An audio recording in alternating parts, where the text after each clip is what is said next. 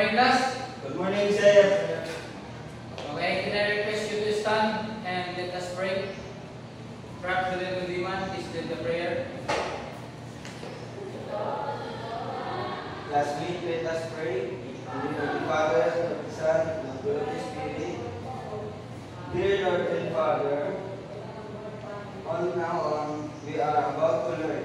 Inspire us by your Holy Spirit as we listen and learn. As we discover more about the world around us, we ask all this in the name of Jesus.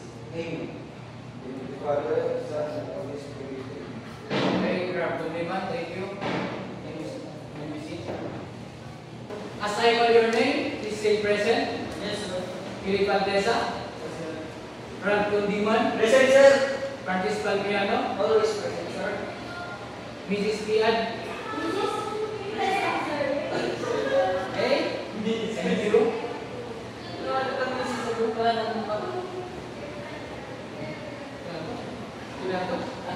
Okay na. Masaya naman. Dari mo muna.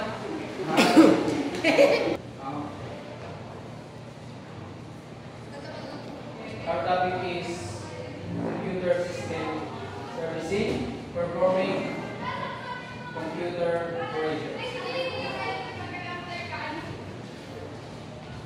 Learning outcomes. Learning outcome 1. Input data into computer. Learning outcome 2. Access information using computer. Learning outcome 3. Produce output data using computer system. So, class, do you have any idea with those pictures? Raptonel, do you have any idea? Yes, sir. As you can see, it's called motherboard. It's a different component there. Okay. Sir. Thank you. Philip Valdeza, do you have any idea? Picture? The picture, sir, I see it's with that we call motherboard. That would be the mistake. Or in a circuit. Circuit board. You have any idea? Francis Palmiano?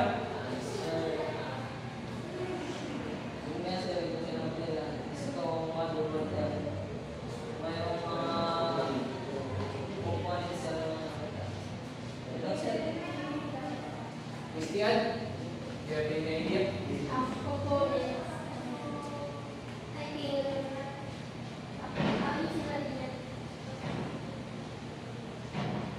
Okay, thank you. This one is called motherboard. Yung pinaglalagay ng mga components. Ito naman na yung primary storage. Yung number 2.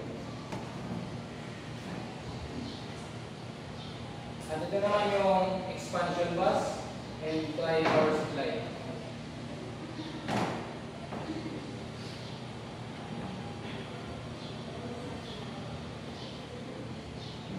Introduction. Computer education plays a vital role in the academic success of the students. Therefore, it is important for the students to understand the different components of the computer system. These components are hardware and software and peopleware, and ledger. Each component plays an essential part and will not function properly without other. A computer system is more than just a computer. It is a combination of components working together to perform a specific task.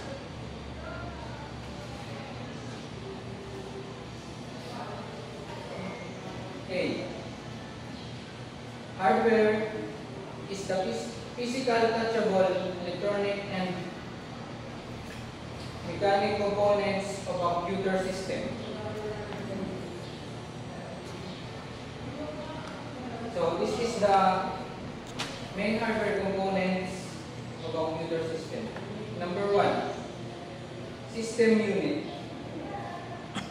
A system unit is the part of a computer that houses the primary device that perform operation and produce result for complex computation. It is consists of the following internal components: motherboard and microprocessor, memory chips, buses, ports, expansion slots, and cards. Number 2, the motherboard. The motherboard is the main computer circuit board that allows other components parts to be connected to one another. It also contains all the components and circuits which run the computer. Number 3, CPU. CPU meaning Central Processing Unit or microprocessor is known as the brain of a computer system. It performs all instructions and calculations that are needed and manage the flow of information through a computer. Number 4, primary storage or internal storage and main memory is the working storage space of the computer that contains data, processing instruction, and process data.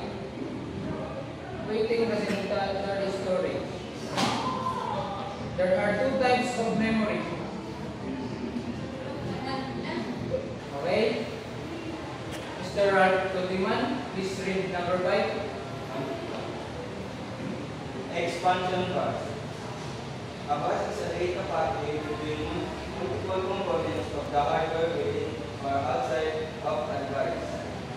It not only connects the CPU parts to each other, but also connects the CPU to other essential hardware. Okay. Thank you, Mr. Tuliman.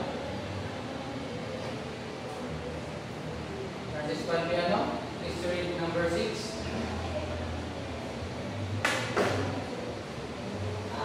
Expansion cards referred to as an card expansion from internal card interface to the card. An expansion card is built-in circuit board that fits into expansion as the computer. Thank you, Mr. Palmiano. Ms. Tian, please read number 7.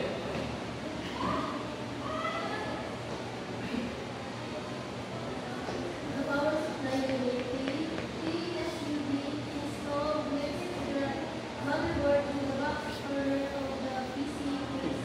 It converts 128 volt DC standard cross power DC voltages. That other DC component also provides the power source needed by the computer. Thank you, Ms. Tian. Mr. Felix, please read number 8. Hard disk drive or HDD, magnetic storage systems mounted inside the computer is also known as hard drive. Hard drive acts as permanent data storage. Okay, thank you.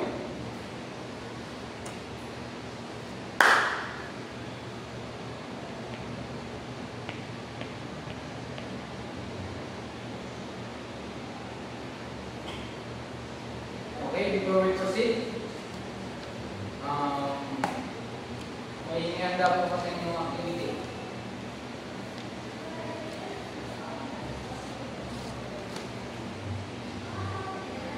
Ito po ay tinatawag na crisscross puzzle and complete the crisscross puzzle and familiarize yourself with the hardware components.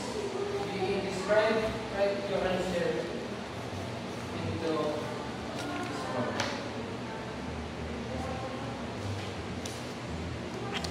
Okay, sige, gusto mo na mag-try?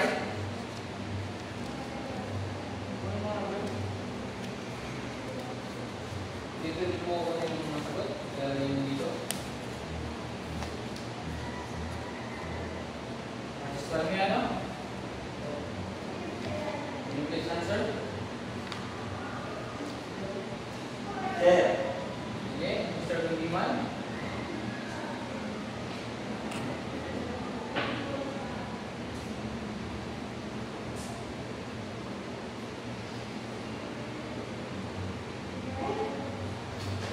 Mr. Christian?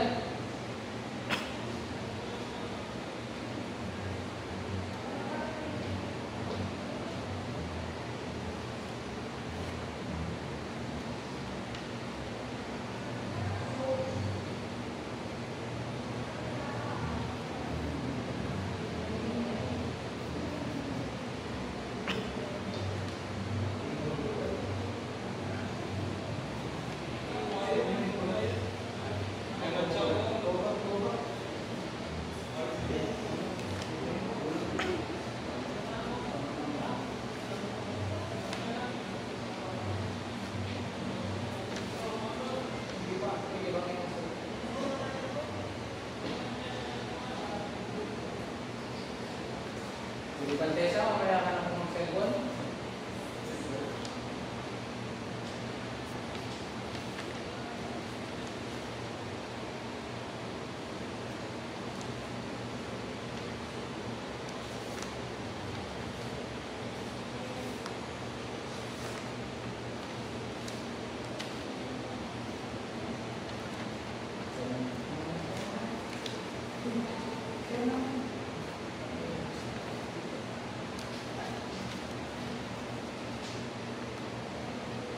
Okay.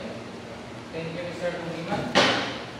And check natin yan mamaya kung tama yung sagot. Christian, problema natin. Wala kong kakata. Nakinig ka ba?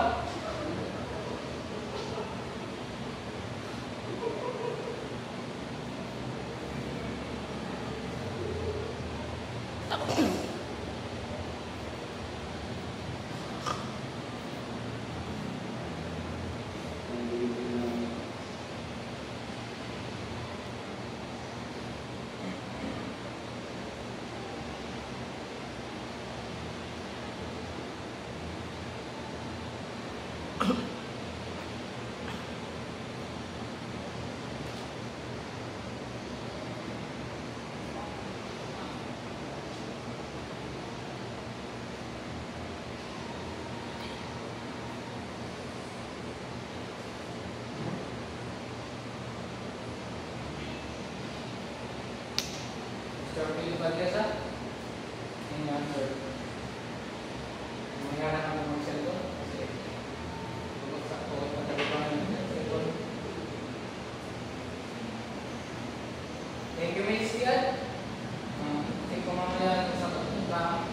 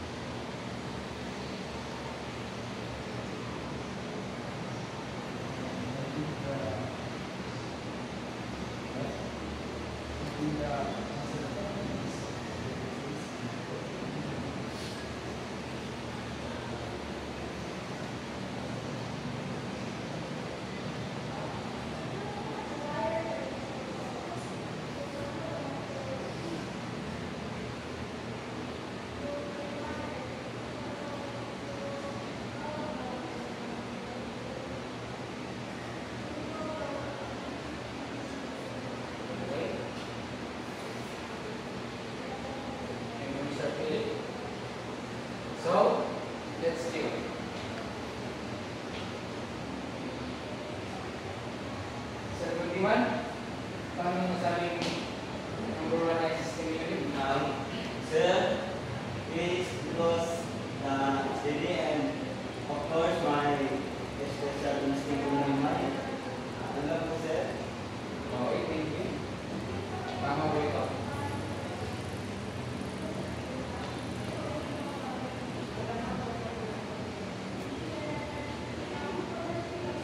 Sir Balmeno?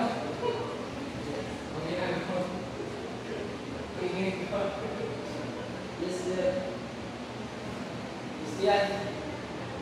Tama ba yung sagot? Opo, sir. Okay, lahat na po tama.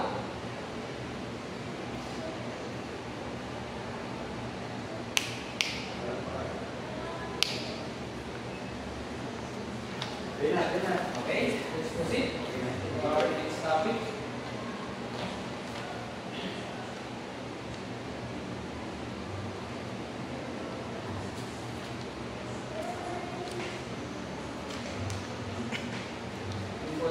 Input device, accept data and instruction for the user or from another computer system.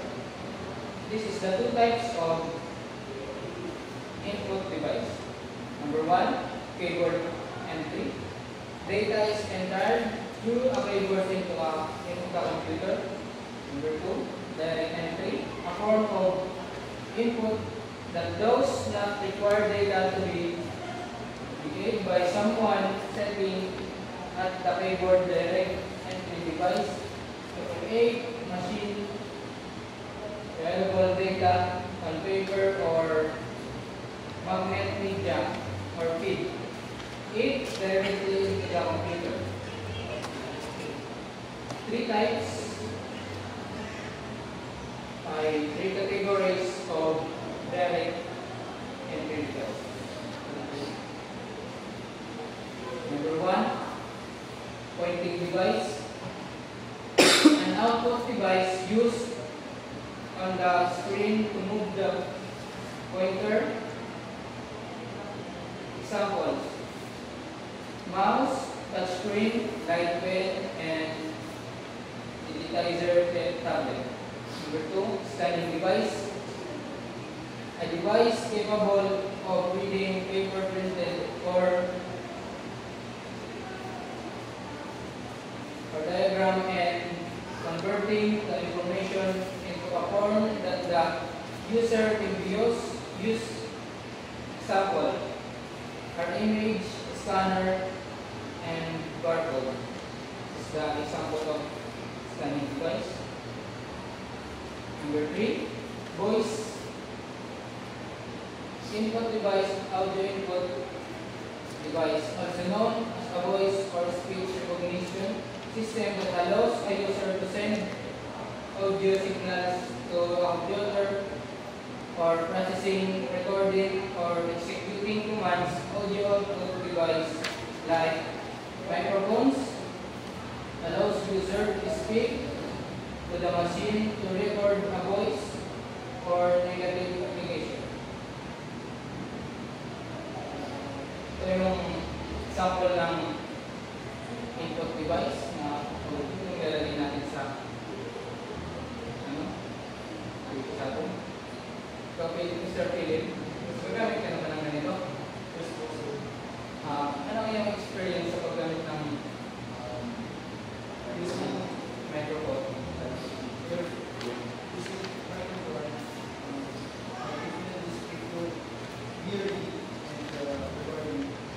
Okay, thank you, Mr. Philip.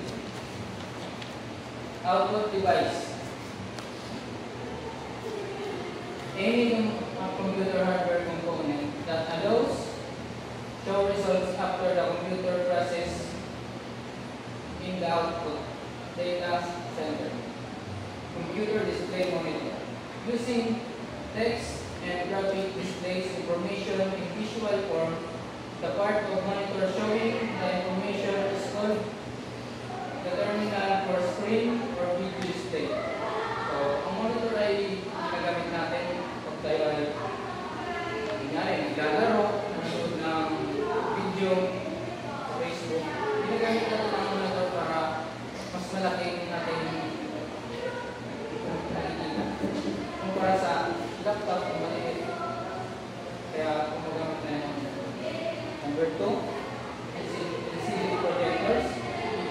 two sheets of polarizing material with a liquid crystal solution between them, the electrical current that passes through the liquid aligns the crystals so that lights cannot pass through them.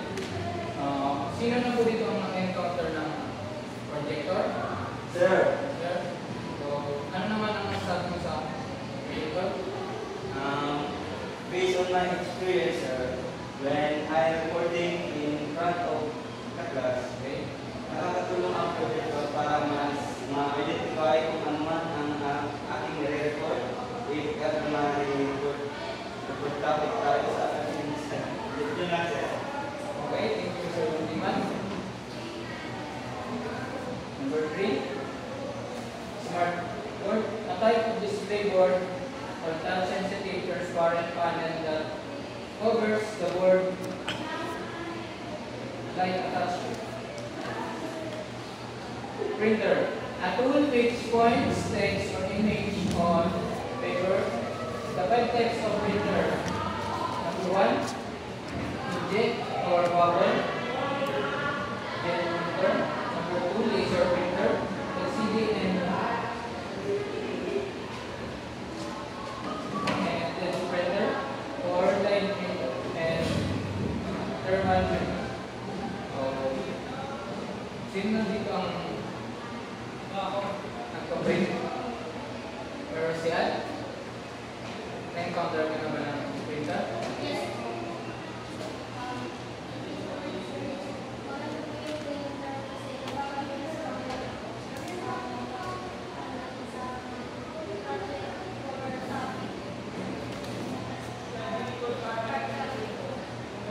Okay, yeah. So, ang printer ay ginagamit natin tuwing kakailanganin natin magkopya ng mga ginawa natin. Number 5, speakers.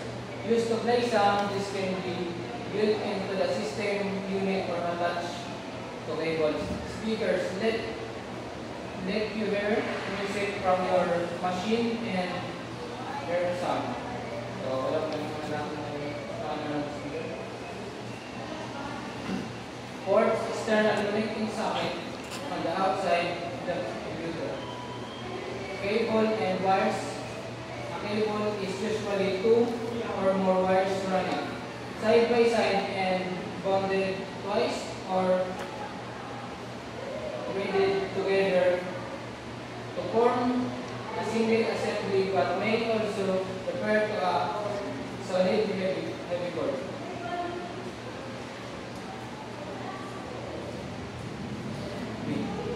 Software is the collection of instruction, also known as a program.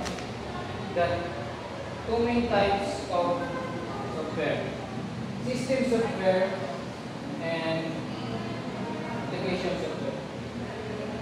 The system software is to support the production or execution of application program, but which is not specific to any application. Common operating system includes Windows. Application software designed to assist the user in performing single or multiple tasks. The following are some samples of application software: word processing software, spreadsheet software, data management software, graphic software. So, yun lang. Thank you.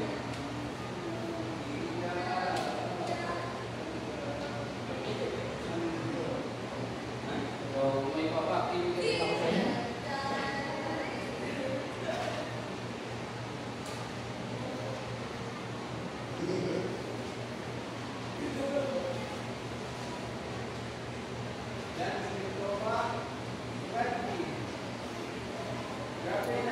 At mo na,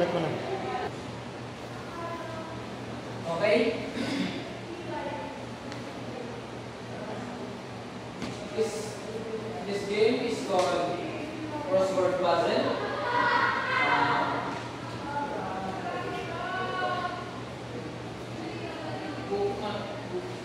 Bibilugan niyo po ang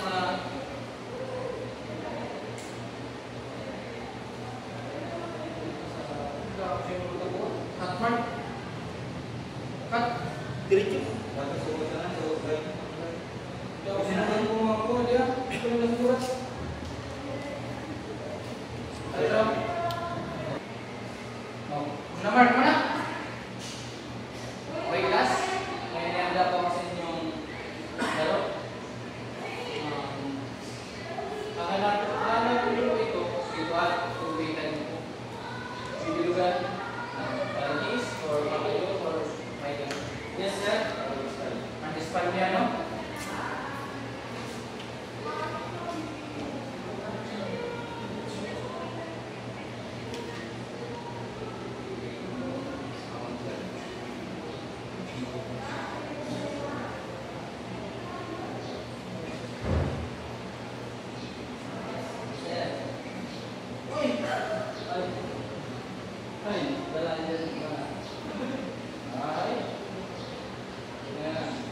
Pwede ba, Tessa?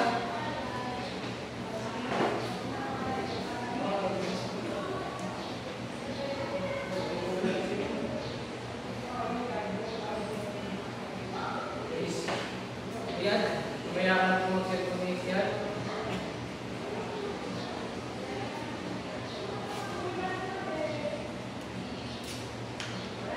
Okay ba?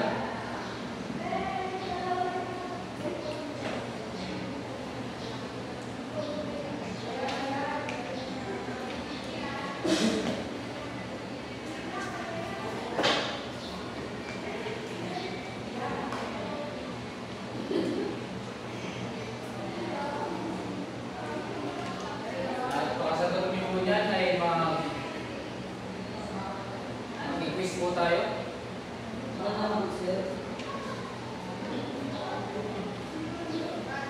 Quiz tayo. Tatry natin kung may natutunan ba kayo ngayong araw.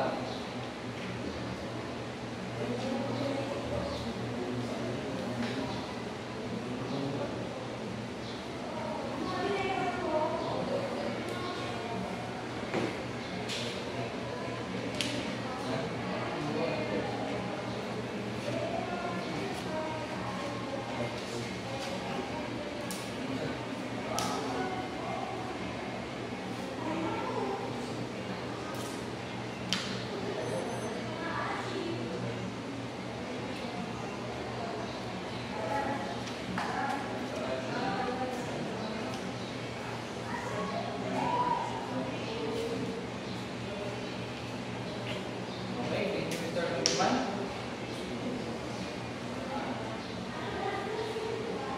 Check lang po natin.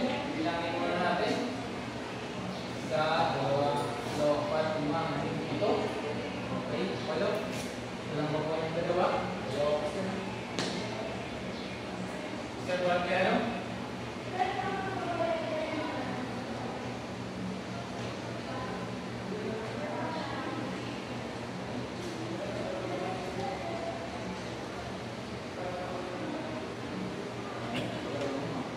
Walang mga isa? Siyan pa lang.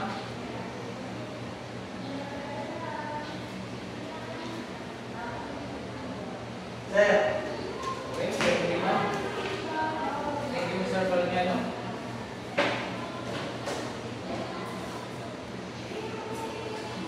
Okay, thank you.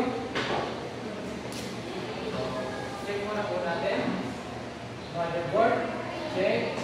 Primary storage, adapter, expansion bus, system unit, optical drive, and HDD and DVD. So, thank you.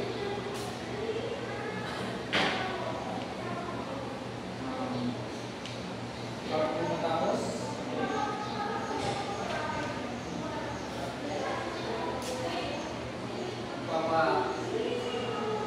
quiz po ako sa inyo. Maglabas po ng 1/4 sheet of paper.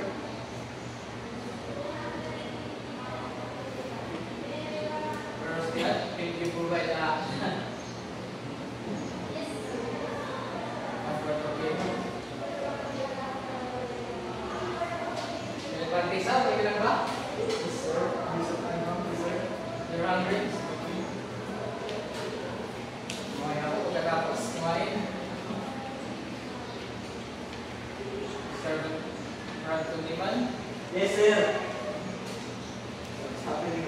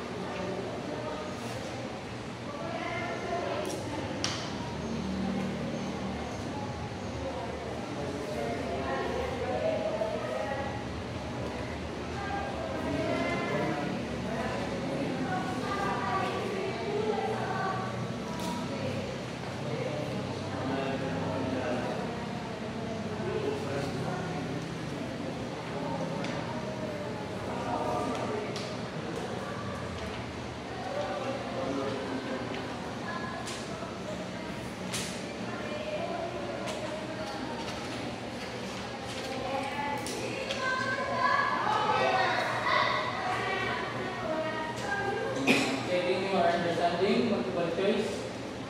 Either even understand each question properly. Okay, magsagot na po kayo.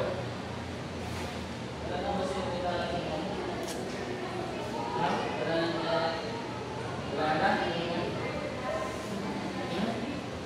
Yes, sir. Wala ka bang ballpen? Isa po, wala kang ballpen? Christian, ano po ba yung ballpen? Sir, Yes? can I ask, sir? What is your problem? Ilan po yung tanong, sir? Hanggang... It is 15 items. Okay, sir. Thank you, sir. Okay na, sir. Tapos na mo. Sinagad yung mga kasimula. Terlibat tayo sa nagkaroon ng ballpen. Ang mga ipis tayo ngayon, pag kanina nagdala ng ballpen.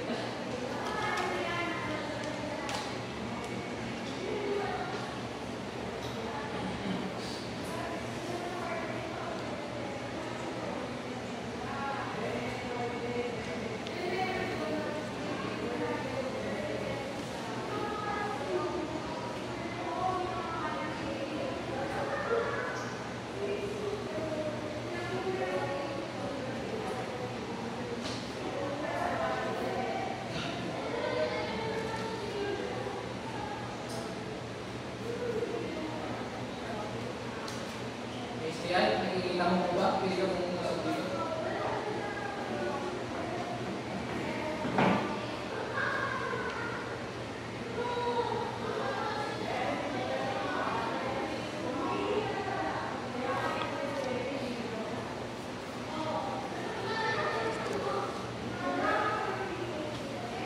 Next na po ba?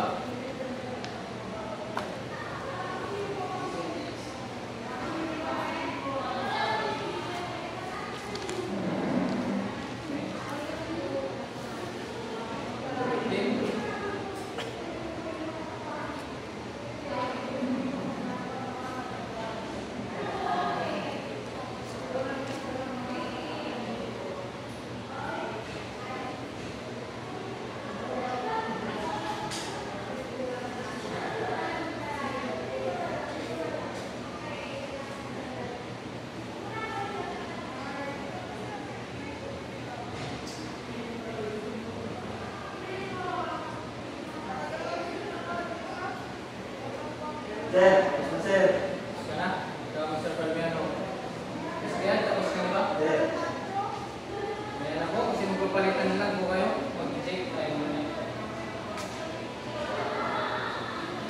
Sir Philip? Okay na po ba? Sophia? Okay na ba? Sige. Let's check your answer. Exchange your paper with your seatmates.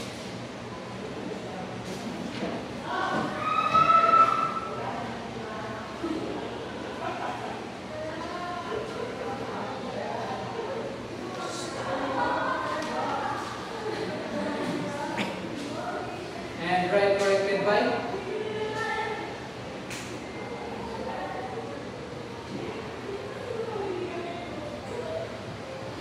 Okay, number 1. The answer is C. Number 2, C. 3, B. 4, C. 5, B. 6, B. 6, 7B, 8B, 9B, 10B, 11B, 12C, 13A, 14C, 15D.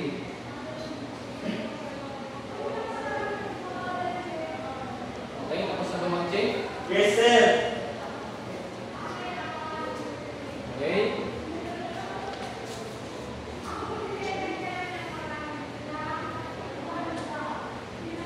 Pag binasa ko po ang inyong pangalan, sabihin ko ang ilang score mo.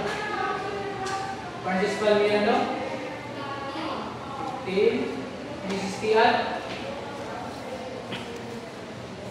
Score? 15, sir. 15. Frank Kundiman?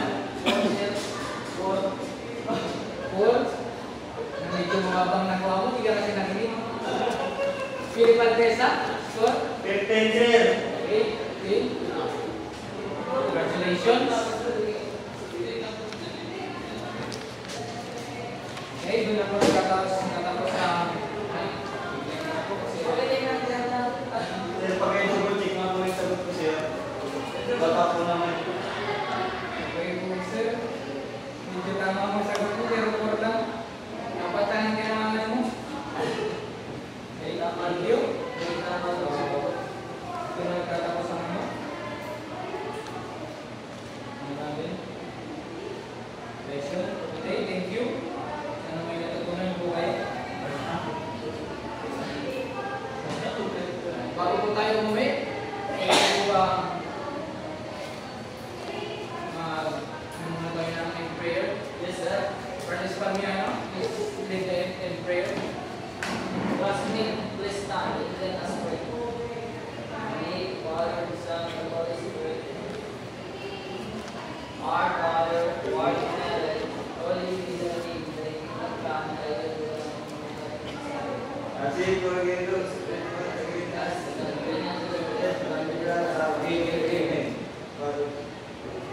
Amen. Goodbye, sir.